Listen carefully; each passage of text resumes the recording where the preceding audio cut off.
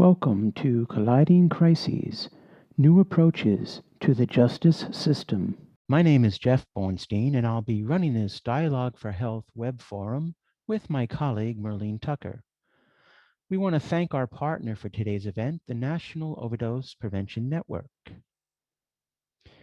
Now it's time to meet the moderator of today's event, Dr. Carmen Rita Nevarez. Dr. Nevarez is the director of the California Opioid Prevention Network and the National Overdose Prevention Network. She's the Public Health Institute's Senior Vice President of External Relations and Preventative Medicine, Director of the Center for Health Leadership and Practice, and the Director of Dialogue for Health. Welcome, Carmen. You have the mic.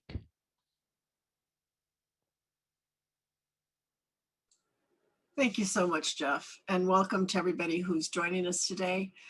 Over the last 40 years, the war on drugs has scripted the incarceration of hundreds of thousands whose crime was to suffer from substance use disorder. We know we can do better. And today we'll hear from several experts in the field who are working with the justice system to change that legacy and develop just and sustainable approaches for managing this condition. Let me start by reviewing the learning objectives for today. We'll talk a little bit about what the National Overdose Prevention Network is. NOPN is bringing you this session today. Identify the role of justice and public safety partners in overdose prevention, and explore how to build effective partnerships with criminal justice and public safety leaders. Next slide.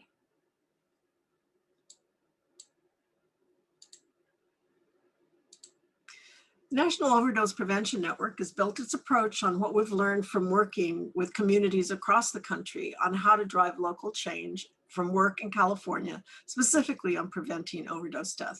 We've learned that the ingredients for success are strong partnerships, leveraging assets already in the community, working across sectors by bringing everyone to the table, and adopting what works, not reinventing the wheel.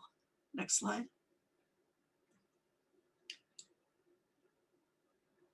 If you bring together local leaders to implement community-based initiatives aligned with evidence-based practices, you can develop a strong local response. You can strengthen your system by generating dialogue between those sectors, and you can sustain action by focusing on long-term solutions. Next slide.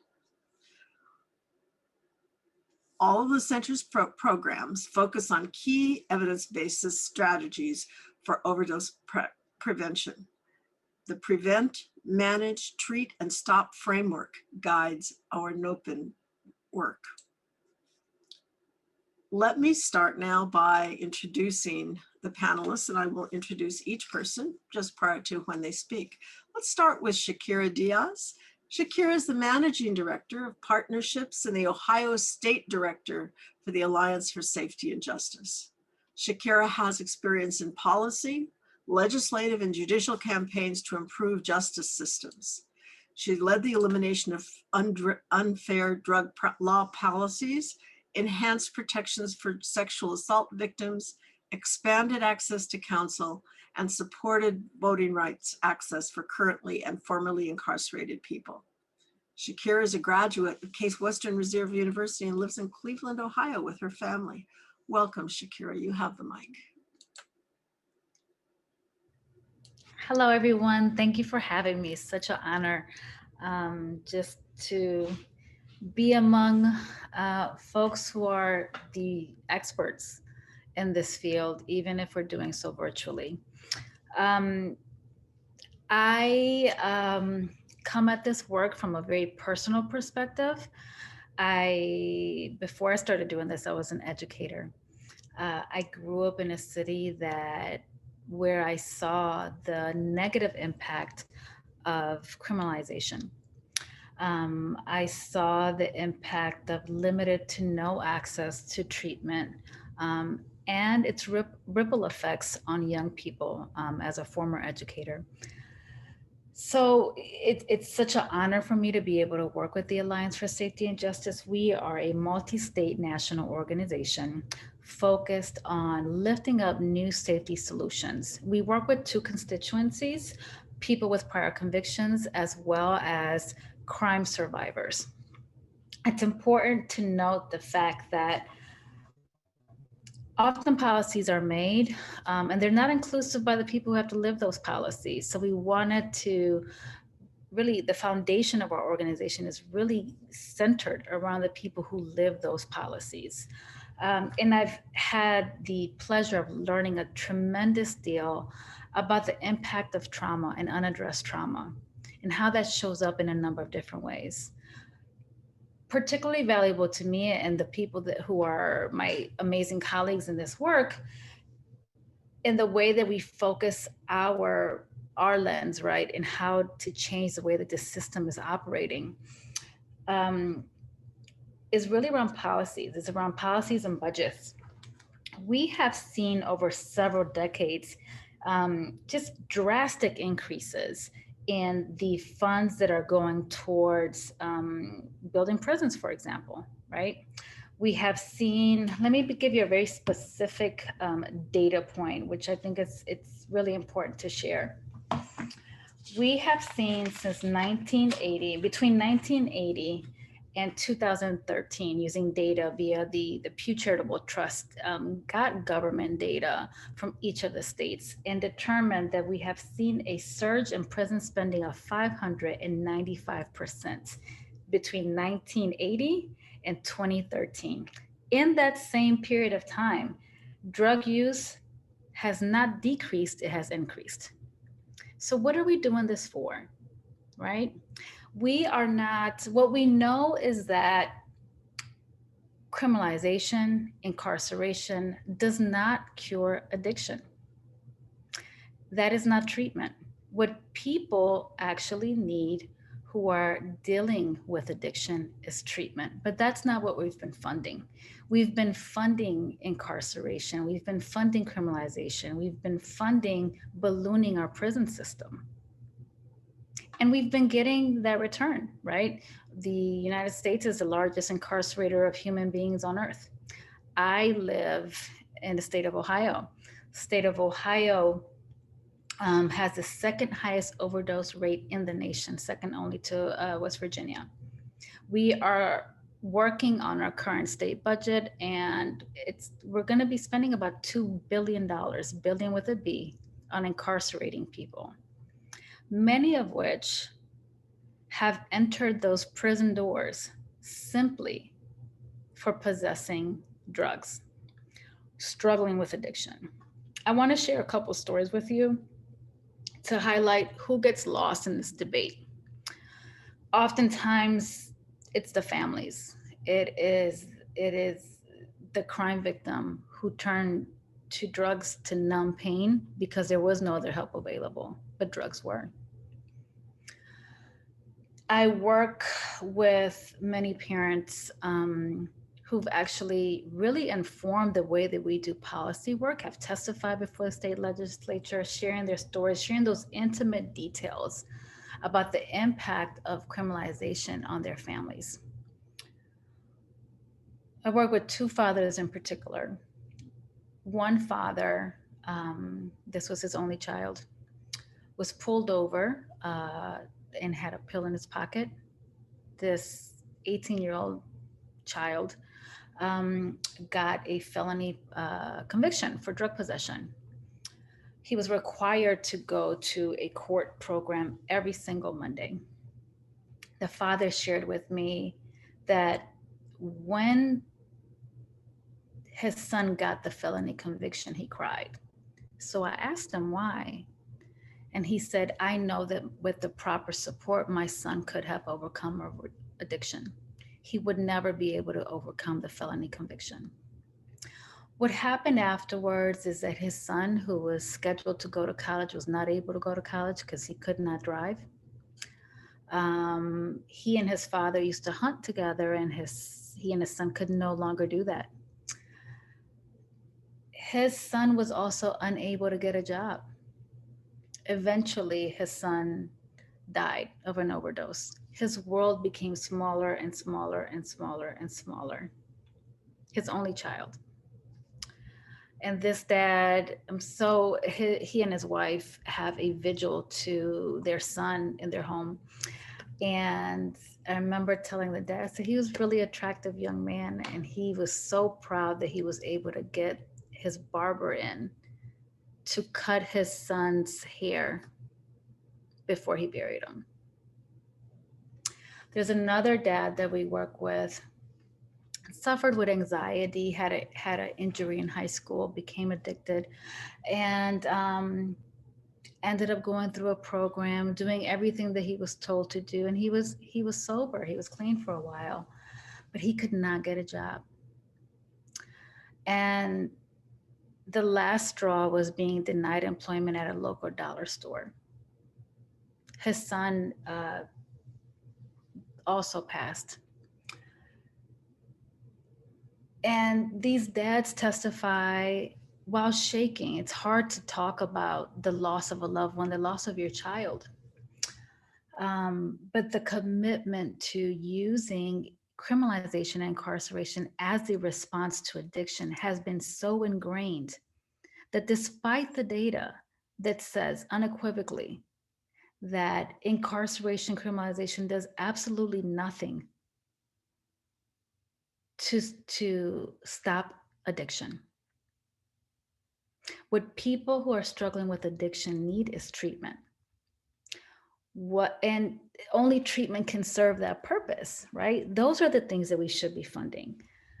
But we've been investing so much public dollars in incarceration, which doesn't serve that purpose. It doesn't serve to heal. It doesn't serve to help someone understand why they went on this path to begin with. What criminal convictions are really good at are excluding people from employment. They're really good at destabilizing housing. Felony convictions are really great at making sure that someone is unable to take care of their families. They serve as enormous barriers to accessing treatment. What felony convictions actually do is undermine recovery. But there's a commitment to continue to do that, to continue to turn to a system that really is not capable to resolve the problem at hand. From the perspective of the constituency that we also work with is crime survivors. We work with this amazing woman. She's a leader in our network who experienced childhood sexual abuse at a very young age. I believe she was about 6 years old. She did not get any support to deal with that trauma, that violence that she experienced. But drugs were available, and she turned to drugs, which eventually led to a felony conviction, which eventually led to incarceration in prisons. She is now doing very well. She's a treatment counselor. But all of this is to say this: we have to break this cycle of crime that we are creating. By investing so much in criminalization of people, we are putting people in boxes where they have no other choice. We're not investing in recovery. And consequently, we have this ripple effect of generational impacts of losses that reaches every aspect of life. Luckily, there are several states around the country, about 20 approximately, New Jersey just joined, who are recognizing this. They're recognizing that there is no return on this investment and are reclassifying minor drug possession from a felony to a misdemeanor and are able to redirect those dollars in more productive ways. The best way to better support people who are dealing with addiction, struggling with addiction, is to support them, not undermine them. If we were able to just take a fraction of the public dollars devoted to incarceration, criminalization, towards mental health support, towards drug treatment, this country could actually be a leader of healthy people. Instead, we lead in incarceration and criminalization. We have far more people who are under correctional control via probation and parole than we do incarcerated. I commend you for all the work that you're doing, for the leadership that you're showing in elevating this very important issue. We need as many people as possible to join in and be part of the discussion, because oftentimes what we find is that in state legislatures, law enforcement is seen as the expert, judges are seen as the experts, but really the people who understand addiction are the experts. The people who have lived through and survived addiction are the experts, to highlight what is needed to better support healthy communities. Thank you. Thank you so much, Shakira. Those were some very moving stories, and I think that they'll also be reflected upon what, by our other speakers. So that is very, very good for this conversation.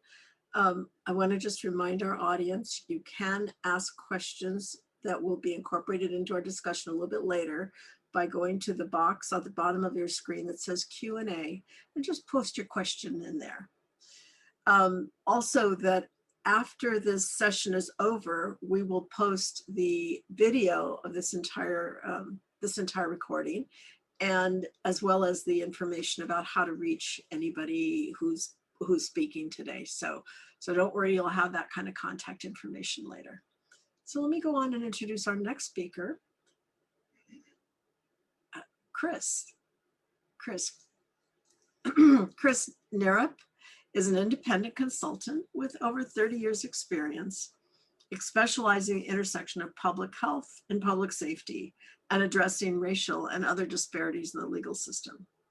Chris is the former director of harm reduction practices for the Law Enforcement Assisted Diversion, the LEAD program at the Public Defender Association in Seattle, Washington. Chris, you have the floor. Great, thank you. It is a pleasure to be with you this morning or this afternoon, depending where you are. So I'm going to be talking about law enforcement assisted diversion and some of the partnerships that we've developed over the past 10 years. But before I get into it, I just wanted to follow up on Shakira's presentation and say that it's important to work on all facets of the criminal legal system, because incarceration is actually just the tip of the iceberg here. And arrest in and of itself is profoundly harmful. And one of the things that I had no awareness of before I started doing this work about a decade ago was that in many jurisdictions, anywhere from 80 to 90% of people who are arrested never actually go to trial. And so what we have is we have millions and millions of people every year cycling in and out of local jails and being arrested for, in many cases, ridiculously low-level offenses, and spending time inside jails and never actually going through the legal system. And so that actually is what law enforcement assisted diversion was developed to address. And so just real quickly, law enforcement assisted diversion was piloted in Seattle back in October of 2011. And it actually was not a response to opioid or other overdose. It was at that time a response to massive racial disparity in the local criminal justice system. And especially when it came to drugs and drug sales. And just to give you a really quick example, at the time that we started, the African-American population in the city of Seattle was about 8% of the total population. And of those being arrested for drug possession or sales, over 60% were Black. So we had this just an unbelievable racial disparity in the criminal justice system, and especially, like I said, around drugs. So that was the motivation behind Seattle implementing it. Some of the other jurisdictions that have done it as a response to property theft, like shoplifting, vehicle prowl, mail theft, things like that. Other jurisdictions adopted LEAD as a response to overdose. And this is especially true in the Appalachian region. Shakira mentioned that Ohio and West Virginia had very, very high rates of overdose. And so one of the things we saw is that in many of the states, Ohio, West Virginia, Kentucky, North Carolina, they actually did adopt lead as a response to opioid overdose. So just in a quick thumbnail, what is lead? So as I mentioned before, it was piloted in Seattle back in October of 2011. And when it was originally piloted, it was a post-arrest pre-booking diversion program. So the idea was that an officer would have grounds to make an arrest for a lead eligible offense. They would run a records check on the individual to see whether or not they had a disqualifying prior offense. And if not, they could offer them an immediate referral to a case manager. And the case manager would show up on the spot. It would be an immediate warm handoff into harm reduction based services. So that was the original motivation behind it, was this post-arrest pre-booking diversion program. Relatively soon after we started, we implemented what we refer to as a social contact route of diversion. This allows officers who in the normal course of their everyday work encounter individuals who they think would benefit from this program, can make them a referral into it without having to go through any of the arrest procedures. And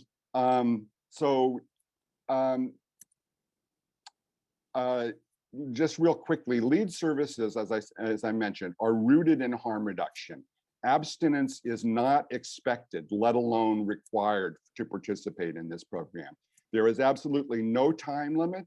There is no fixed limitations on what services are required. It's complete wraparound: housing, education, job training, drug and alcohol treatment, mental health care, whatever it is the person identifies as something that they could benefit from is part of the package that they can get. And then, so as I mentioned, we originally were a post-arrest pre-booking. Then we implemented what we call this social contact route of diversion. One of the things that we've seen in jurisdictions around the country as they have implemented it is that some jurisdictions only do an arrest-based, others only do a social contact, others do a mix of both. And then in response to COVID last March, we did a huge pivot here in Seattle, which was we really decoupled the police aspect from it and increased the community aspect. So what would happen was maybe a homeless encampment was identified as being, a neighborhood concern. We would go in and we would offer lead to everyone that was in that encampment. And housing first became a critical component of that. We started putting people up in hotel and motel rooms immediately. So COVID has really gave us an opportunity to sort of blow the doors off and open the house up to everybody. And then the second thing that happened was, last summer, when we saw a lot of protests and the Black Lives Matter movement really elevating the issue of racial disparity, this became a key concern for many of the LEAD programs around the country, which was, how is it that we can really start offering these services to individuals without there being a connection to the criminal legal system? Why is it that we have to wait until people come into contact with law enforcement or other aspects of the legal system before they can get services that would benefit them? Why can't we just offer these services to people as close to on demand as possible? And so now sort of circling this back to the issue of overdose response, at root, one of the issues around overdose is an unsafe supply. If the supply chain was safe, we would not see the amount of overdoses that we do see. Now, making that supply chain safer is going to be really difficult and probably a long-term project. But one aspect of that is getting treatment on demand for people, because that is a safe supply. Having someone on methadone or having them on buprenorphine assures them a legal, medically acceptable supply chain. So getting jurisdictions to be able to have treatment on demand is a critical component of the work that we've been doing. So one of the things that we did in Seattle a couple of years ago was to try and really elevate the idea of same-day access to buprenorphine, so that people could come in and say, I want treatment, and they could get it that very day. Now, so for people who are using stimulants such as methamphetamine or cocaine, there's not that specific analog of buprenorphine or methadone that there is for people who are using opioids. But one of the things that we've been working on the last couple of years here in Seattle and in several other jurisdictions around the country is working with doctors to have them do off-label prescriptions for Ritalin or Adderall or other substances for people who, maybe they have ADHD or other underlying behavioral health issues. So there's a variety of approaches that can be taken. And I'll just sort of wrap things up here by saying that one of the things that we have discovered in working with police departments and prosecutors all across the country, at this point, literally from Maine to Hawaii, has been that we have known for a long time that a disproportionate number of those coming in contact with the criminal legal system are coming in contact with that system due to behavioral health issues. In some jurisdictions, on any given night, 75 or 80% of people who are in a local jail are in there because of behavioral health. They're not in there primarily because of a criminal issue.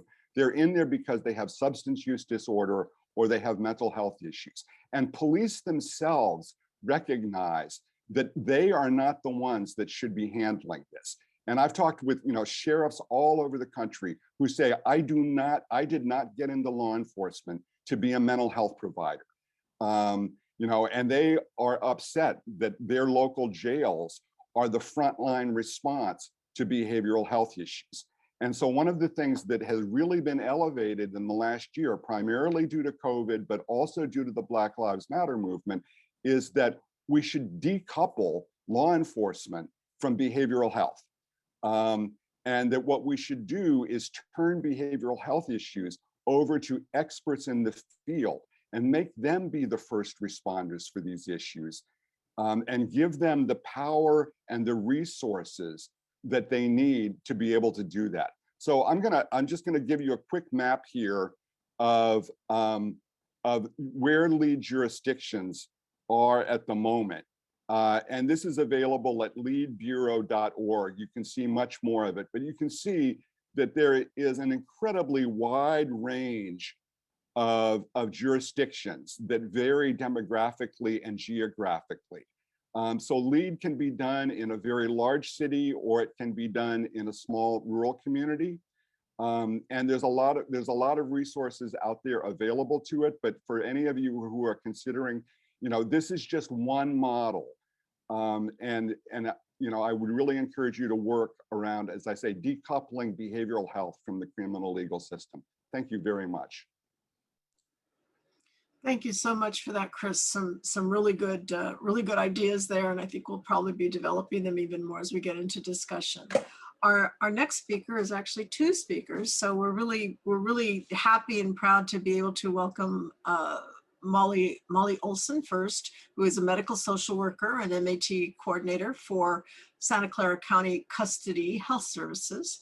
Molly has a Master of Social Work in Disaster and Mental Health and Trauma Services from Tulane University and a Master of Science in Justice Studies from San Jose State University. Molly's areas of expertise are harm reduction, substance use, HIV/AIDS, and homelessness. And then joining her in this presentation will be Marcia Baer, who is a physician and a Master's in Public Health and the medical director of the Reentry Resource Center Mobile Medical Unit, which is a clinical site of the Valley Homeless Healthcare Program in Santa Clara County. Before moving to the Bay Area, Dr. Baer was a staff physician at Rikers Island Correctional Facility in New York. Originally from Vermont, Dr. Baer received her Doctor of Medicine from the University of Michigan Medical School and a Master of Public Health from Johns Hopkins Bloomberg School of Public Health. So please, Molly, why don't you start, and then you can pass the mic. Okay, great. So actually, Marcy and I are going to talk together, if you don't mind. So my name is Molly, as they mentioned. First of all, thank you so much for having us here today. We're excited to be part of this dialogue and to hear about the other amazing work that's being taken place. Shakira, it was fascinating to listen to all the work that you're doing, and Chris, same with you, and just kind of reimagining how we treat substance use inside the legal system. And so my name, like as I said, was Molly. I'm a medical social worker and a MAT coordinator. Basically, we have always had MAT in the jail since I think mid 2000s. And then in 2018, we received a grant to expand our MAT program through SAMHSA. And then we work with HMA, which is a coaching kind of, they administer the grant. And we have done so, we've expanded it. So we used to do Vivitrol, which, you know, historically has been used for alcohol use and also opiate use dependency, should someone choose to do this. And then we have now, we can do maintenance methadone, and we do buprenorphine inductions. We actually use Sublocade, which is a once a month injection of Suboxone. And so it's just time release throughout the month. And we have done, so we started in actually September 11th, 2019. That was our first induction. And we've now done 95 inductions, which in a jail setting, I think we can all agree is not built for rehabilitation, nor is it built for any kind of real meaningful medical care. I mean, it's just overwhelmed, you know, because of the reasons that we've already discussed, where there's too many people in there for crimes that they should not be in jail for. They should be getting treatment in the community. But while they're there, while we work to dismantle that system, we are trying to do our part by making sure that people are treated with dignity, and we recognize their humanity and their choice to which treatment would they like to have. So I get my referrals through 3 sources. One, at booking, if someone discloses that they have used a history of opiates, or if they're going to actively withdraw. Those are the folks who we want to connect to, because it's incredibly dangerous for someone to withdraw in a custody setting. And a lot of times the system won't recognize that that's happening. And then second, I get my referrals through doctors, including Marcy. So Marcy will introduce herself in a second, but basically she's the amazing doctor at the reentry center. And so our folks come in and out, and it's such a beautiful relationship to be able to have Marcy send a message saying like, hey, can you go check on this person? Even if I've not ever met them, it's just a little bit of a checks and balance, like to make sure that our folks aren't falling through the cracks. And I also get self-referral. So I end up getting a lot of self-referrals, which is an awesome experience to have as a social worker, because these are individuals who have decided for one reason or another that they're open to a discussion around their use. And so with those, I go out and we talk about harm reduction. We talk about treatment options. Everyone is aware that this is a voluntary decision, although it feels compelled by certain outside figures such as courts that really appreciate when someone's on MAT. Not everyone chooses to do the MAT program with us, but one of the things that gives me hope is this idea that when someone is ready or when they want to work on some piece, that we will be there to help them. One story is such like this. I actually ran into this gentleman yesterday who I've seen on 3 occasions in the last 2 years. Lovely human being, lovely human being. Wasn't ready to talk about Vivitrol, had some problem drinking. And yesterday, he actually made some pretty amazing life choices. He disassociated from his affiliation. And he also said, he's like, I think I'm ready to start talking about Vivitrol for treatment for drinking, which it's been 2 years, you know, but it's like, it doesn't matter. It's that he felt comfortable asking for it, and that we are now at a place that we can explore it. It doesn't mean he'll do it, but we can also just begin the conversation. And so I did find this quote. So I am a huge fan of harm reduction psychotherapy. And so they have this lovely quote in this book. There's an organization called the Harm Reduction Therapy. Gosh, I'm losing my mind. I don't know what the name of the organization is right now. Anyway, if you wouldn't mind putting up the slide. Oh, by the way, y'all, if you put up the next slide, or a slide, is it somewhere? Anyway.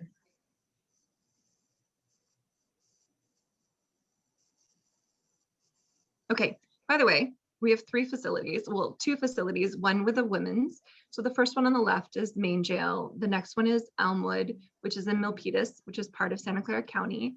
And the third facility is our women's facility. Before COVID, we had about 3,700 people, and now we're down to 2,400 people, which is great.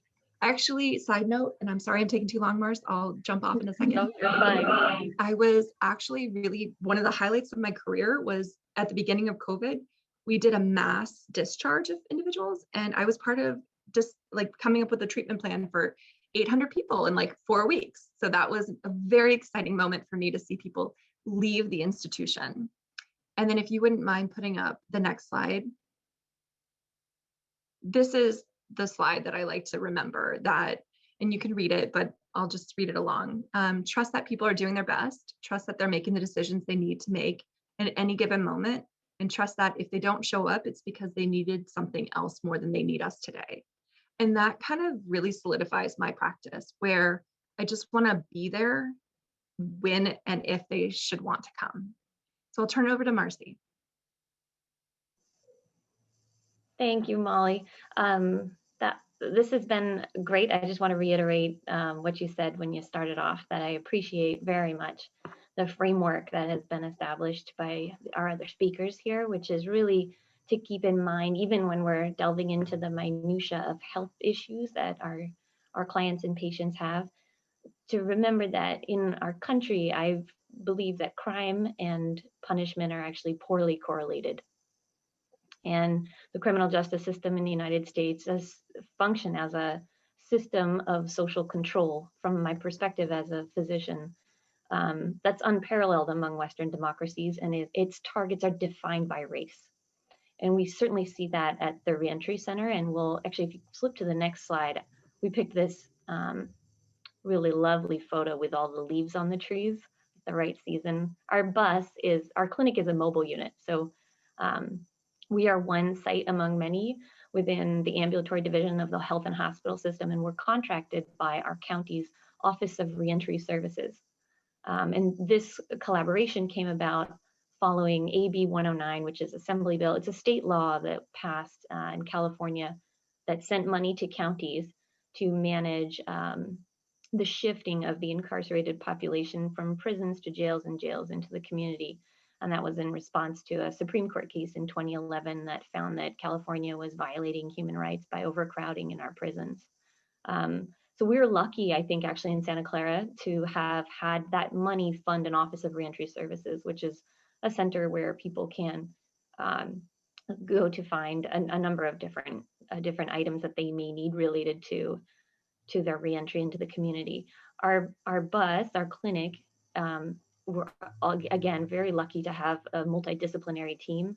I'm one of a few physicians that works on the bus, but certainly we're not the most important part of the group. We have social workers, community health workers, mental health team, including psychology, psychiatry, nursing, and outreach team that knows patients in the encampments around our county pretty well, and can maintain really close collaborative work with the folks providing care in our jail. So that's all makes my job really much more rewarding than it would be to have to try to manage things in isolation when you're working within a system that seems sort of designed to make life hard for folks that get wrapped up in it. The next slide is where we can go now. So there's so many issues related to health and reentry. I want to just point out that the incarcerated population in our country is, I think, maybe far and away among the sickest communities in the country. And I don't think that's a surprise probably to many of y'all. We know that many of the people who we find that get wrapped up in the criminal justice system are coming from underserved neighborhoods with poor access to care. So acute illnesses, chronic illnesses are at very astoundingly high rates. Some studies show that the prevalence of hepatitis C is up to 20% higher, 20-fold higher in custody settings than in the community. For HIV, that number is up to 7-fold higher. So many infectious diseases, STDs, syphilis, and so on. Beyond that, we've talked and we've heard, we'll speak more today about substance use disorders. Because we criminalize the use of drugs, obviously we find this huge population of folks who are suffering from substance use disorders inside. And as was mentioned, there's very minimal access to good substance use disorder treatment inside. I would, again, some of this, I imagine many folks in our audience are aware of, but as the sort of tough on crime policies of Nixon shifted into the war on drugs under Reagan, this was also the time in which we were closing a lot of mental health institutions. So if you look across the rate of institutionalization of folks with severe mental illness in our country over the past more than 50 decades has not actually changed, but the nature of the institutions have changed. So our criminal justice system is far and away the largest provider of mental health services. So folks are still institutionalized, just not in mental health care facilities. So severe mental illness characterized, psychotic disorders, major depressive disorder, bipolar, and a variety of other conditions are more prevalent inside than in the community. And the use of solitary confinement, which is endorsed by the WHO as a form of torture and aggravates or causes its own severe mental illness, is a, thank you, I see a comment, the term unhoused and not homeless. I appreciate that. And language is important. Our program, just to take a little tangent, our program is called the Valley Homeless Healthcare Program. And so some of the language I use around homelessness is in part because that's what our community says. And so it's a little bit of a knee-jerk reaction for me, but I appreciate the comment that was just made about language and using terms that humanize as opposed to dehumanize the folks that live in our community. So thanks for that. The kind of back to health issues, I feel a little bit like I'm stumbling because there's so much to discuss in this area. Post-traumatic stress disorder is in some studies up to 60% prevalence among men leaving the criminal justice system. And so we see all of that at reentry, in addition to the medical problems. As a doctor, I'm always worried about how people are going to get on their medication and get their Medicaid reactivated.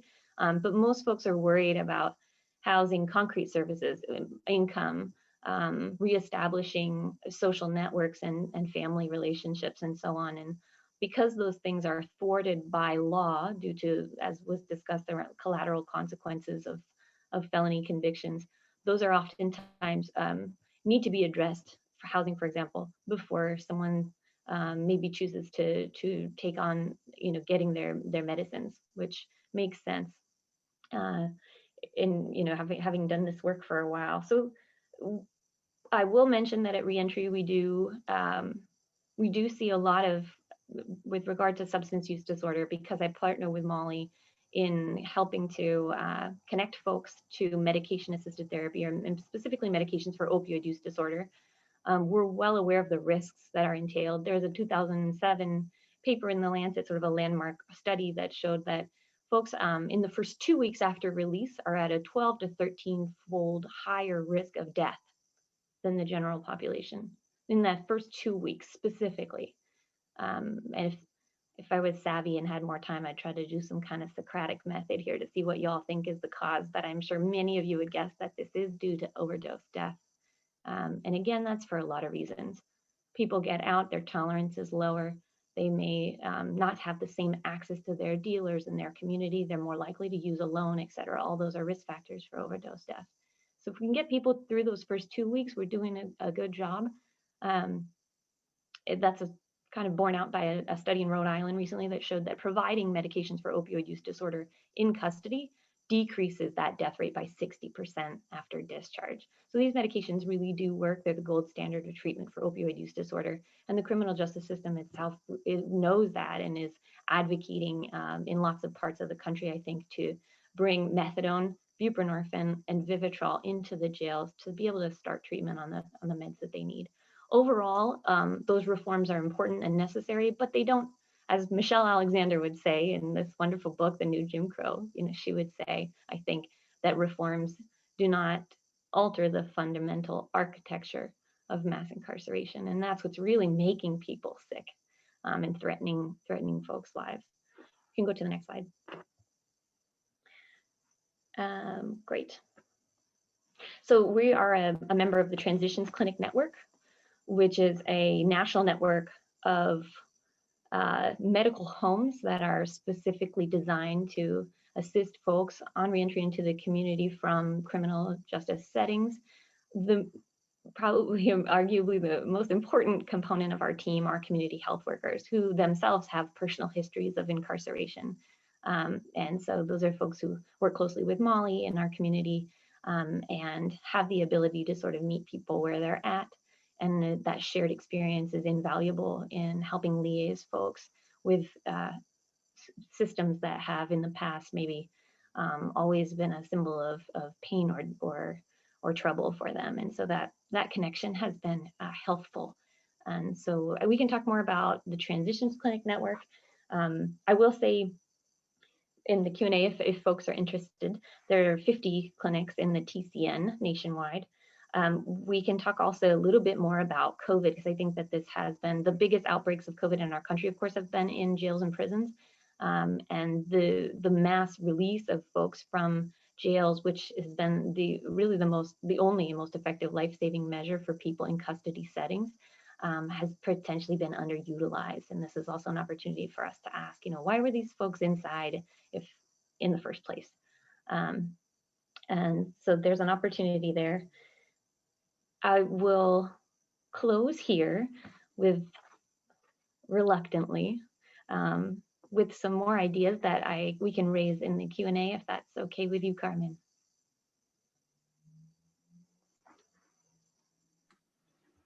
Thank you so much to all of you for everything that you've shared so far. I'm going to try to bring some of the questions that that came up in the Q&A, and also a couple that came up in our in my own little confused mind now, because there's so much that you've brought to us. And I'm just wondering if anybody would like to comment. We talked a little bit about COVID and how COVID has impacted your work.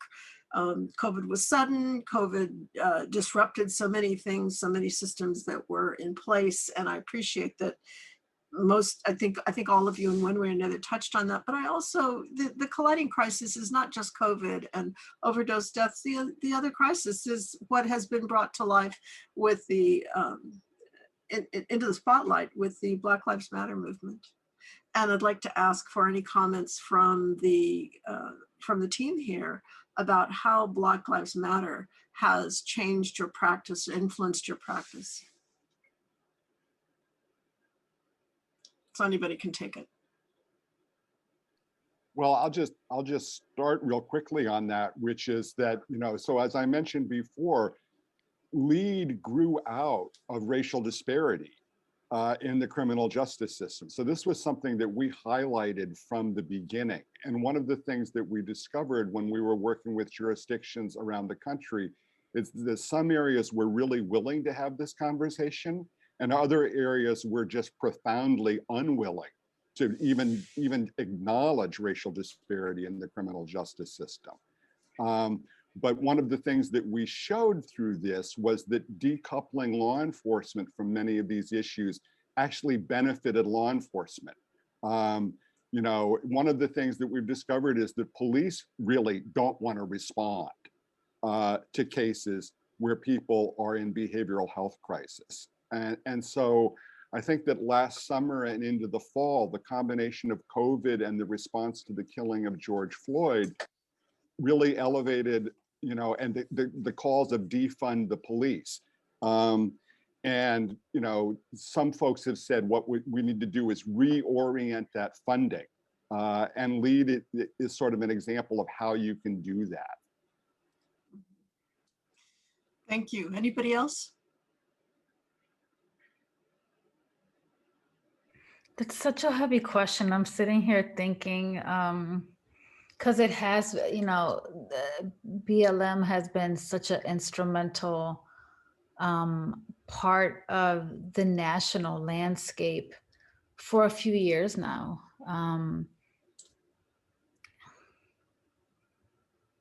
I think that the intentionality in highlighting alternatives, as well as like showing very clearly that the responses that we have been using have not worked, revealing that the responses that have been used have actually harmed communities on a very individual level, but obviously a very systemic level. I think is really, really such an amazing contribution, such an amazing contribution. Thank you. Any other comments?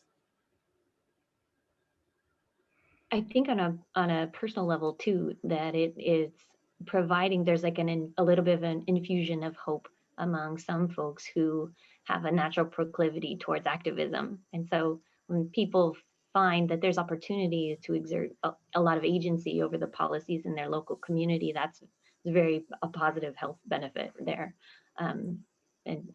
There's a lot of examples. There's a patient who I saw just on last week on Friday, who is on Suboxone. He's actually on Sublocade, which is one of the opioid agonist therapies for opioid use disorder, and had an overdose while on treatment using fentanyl a week prior to coming in. This patient was really rattled by that and was not trying to overdose, and came in to sort of discuss like how we would intensify treatment. But in all of our past visits, he has been talking about the way that he's now maybe working or finding alliances with other folks who use drugs to do more fentanyl testing in the meth supply in our county, where we're seeing a lot of overdose deaths, a big spike in overdose deaths. And we think that there's a lot of contamination of our the meth supply here in Santa Clara. So people have been taking it on, on their own accord to do some testing. And I think that that's just like a kind of part of this ripple effect of greater community empowerment. Mm-hmm. I just wanted to add really quickly, we've mentioned COVID in different ways, right? But it to me was just absolutely fascinating. In many ways, local jails, local courts were able to immediately implement these policies in certain jurisdictions, right? Where they were determining very quickly people who were a risk to public health and people who were not. The people who were not a risk to public health almost always were people who were struggling with addiction, right? By decreasing the number of people in their jails, they decreased, the spread and their liability. So there were a number of, options at the disposal of local justice systems, which, miraculously were being used. They had never been used before. Options that many of us on this call have elevated in some way, shape, or form as alternatives, right? All of a sudden, those alternatives were implemented like within days. Just wanted to add that in there, because as much of pushback that we may hear every now and then, there is an understanding whether people want to put that into play or not. I didn't want the call to end without us talking about like how justice systems responded to COVID very quickly. And not to say that, because there are states that are actually writing bills to deprioritize people who are incarcerated from getting the vaccine. There are, there's just a slew of problems already, right? But there were also some very quick solutions or responses that were implemented pretty early on. That's such a critical point. And it illustrates how rapidly change can happen and how easily it can happen. You don't need to go through the state legislature. I mean, overnight, last March and April, around the country, police just stopped arresting people. And jails just started releasing people. And I mean, it was like flipping a switch. And it showed you how rapidly this type of change can happen. Never let a good crisis go to waste. So you brought up a really interesting set of insights there, and I want to reflect on that a little bit more. One thing is that certainly because we have a great national natural experiment going on, for which there will be some very good data that we'll have about what happens when people are not ported immediately into jail when their crime is having a substance use disorder issue.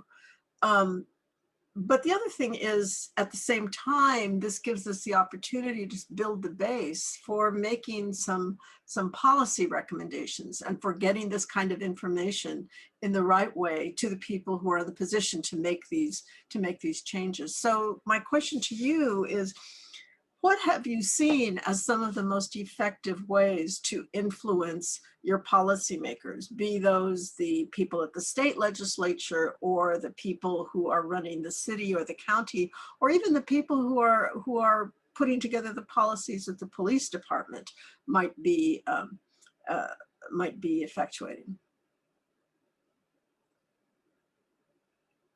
I can just speak briefly to Santa Clara County, where after the mass discharge from COVID, we have not had any kind of increase in crime. And so one of the conversations that came up in December was talking about, we are currently building another jail, or a new jail. I mean, it's going to take the place of a different part of it. And that was called into question, like we should be diverting those funds into community services, which makes perfect sense. Right? Mm-hmm. Mm-hmm. And how did that question get brought up? Who brought it up? You know, there's a lot of people who engage in our local politics. There's some amazing organizations like Debug, and then also we have people within the systems who are also pushing this forward. And so I know Marcy and I share this in common. We're very much, we would like to see people out of jail and getting the treatment that they need. Mm-hmm. Mm-hmm. I want to share a comment that a parent shared with me who was testifying on a reclassification bill. One of the representatives said something along the lines of, like, we have to hear whatever law enforcement says, that's what we need to do. Those are the people in the streets whose voices matter. And the dad turned to me and said, well, what about the real dead people? What about their voices and their families? So I think it's important, and it sounds like really rough to say, but the reality is that we're not listening to the people who are most impacted by the decisions that the system chooses to make. And I mean, honestly, we need courageous public health officials who know the science behind this to engage, because you are the real experts in many ways. This should not be a conversation led by rhetoric or a random story of somebody's cousin that you heard about. I mean, it's fascinating, but that's how laws are made. So yeah, it needs to be the people who are living these experiences, who can see and identify the gaps in the breakdown, as well as the experts who know the science. Yeah. Well, we have run out of time, I'm sorry to say, because clearly there is a lot more to say on this topic. I want to just move us to the last couple of slides so that we can get everybody back in alignment to move on to the next topic. Although I think we should come back to this one really soon. So go to the next slide, please.